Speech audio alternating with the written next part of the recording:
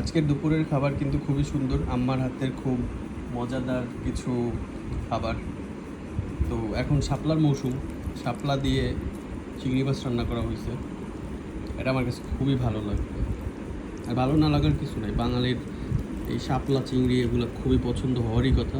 আর আমি দক্ষিণবঙ্গের বলে আমার কাছে শাপলা খুবই সহজলভ্য। অসাধারণ অসাধারণ রান্না। একটু লেবু যদি চটকে নেই সাথে, তাহলে তো জমে যাবে। আর পাটের শাকের ডাল, খুব অল্প ডাল দিয়ে মা রান্না করছে, খুবই সুন্দর লাগতেছে আজকের ডালটা।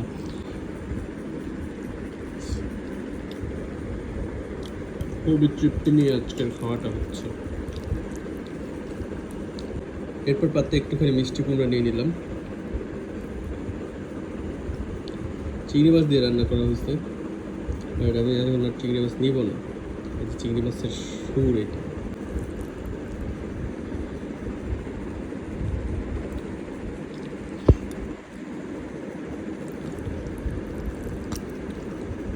মজা, যেরকম হয় সুন্দর সবসময় ওরকম। আর আজকে কিন্তু আমার পছন্দের ডাল দিয়ে মুরগির হাত পা, সোজা কথা মুরগির তার হাত থাকে না, ওই আর কি মুরগির হাড্ডি গুড্ডি, এগুলো ডাল দিয়ে মা রান্না করছে। মুগ ডাল আর মসুর ডাল মিলাই। কোন দেশে আপনাদের কোন ভাষায় কি বলে সেটা কমেন্টে জানাবেন। আমাদের এখানে এটাকে বলে হচ্ছে লটপটি, মুরগির লটপটি।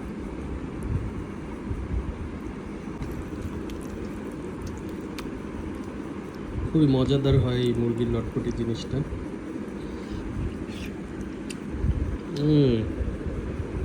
অসাধারণ রান্না হয়েছে। লেবু মিশিয়ে নিই আর গলার টুকরা নিই। বিয়ে বাড়িতে কিন্তু এটা প্রায় খাওয়ায় মুগ ডাল দিয়ে, কিন্তু আম্মা মুসুরের মুখ মিলাই দিছে, গলায়ও দিছে ডালটা, এটা আবার আলাদা একটা স্বাদ আসতেছে। লেবু মিশানোর পরে পুরো জমে গেছে।